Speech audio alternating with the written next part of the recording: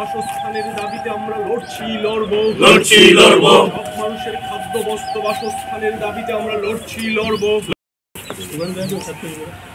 ইনকিলাব জিন্দাবাদ জিন্দাবাদ জিন্দাবাদ ইনকিলাব জিন্দাবাদ।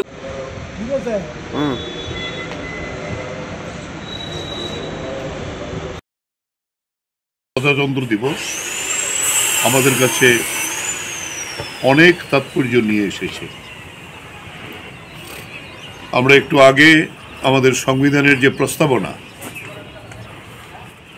এই প্রস্তাবনা মূল প্রস্তাবনার পরবর্তী সময়তে সমাজতন্ত্র কথাটা আমাদের সংবিধানে যুক্ত হয়েছে। সাম্য এবং মৈত্রী আমাদের মূল মন্ত্র। কবিগুরুর ভাষায় ভারতবর্ষ বিবিধের মাঝে মিলনমান, এই হলো আমাদের সংস্কৃতি।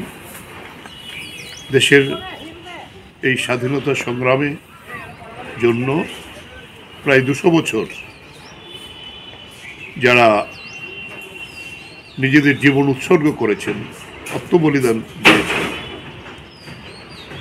যারা সেলুলার জেলের মতো জেলে গিয়েও সেখানে তাদের দৃঢ় চেতনার পরিচয় দিয়েছেন, তাদের বিনিময়ে আমাদের এই স্বাধীনতা আমরা অর্জন করেছি। আজকের দিনে আমরা আবার তাদের শ্রদ্ধাবনত চিত্তে স্মরণ করব।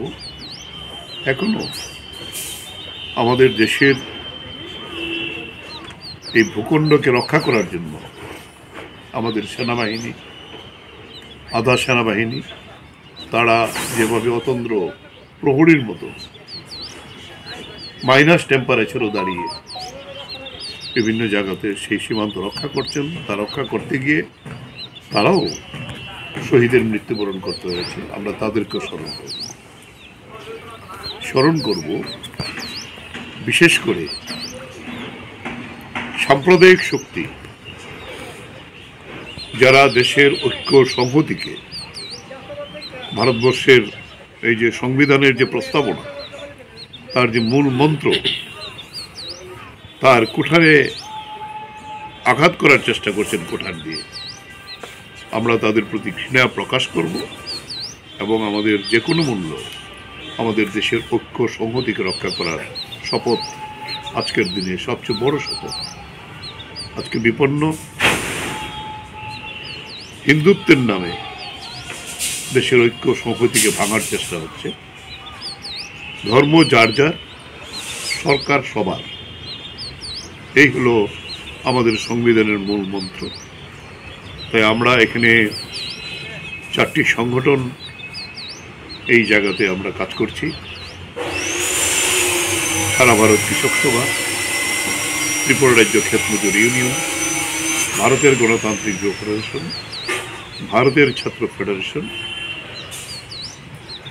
ভারতের ছাত্র ফেডারেশন এবং ত্রিপুরা উপজাতি যুব ফেডারেশন এবং ত্রিপুরা উপজাতি ছাত্র ইউনিয়ন, এই সংগঠনগুলো আমরা এখানে কাজ করছি।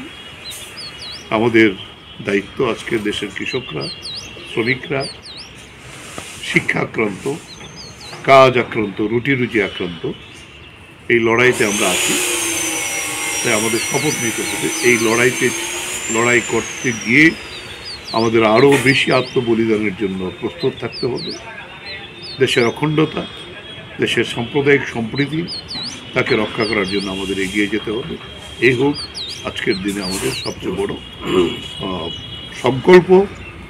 এই দৃঢ় চেতনা নিয়েই আমরা লড়াইয়ের ময়দানে থাকব।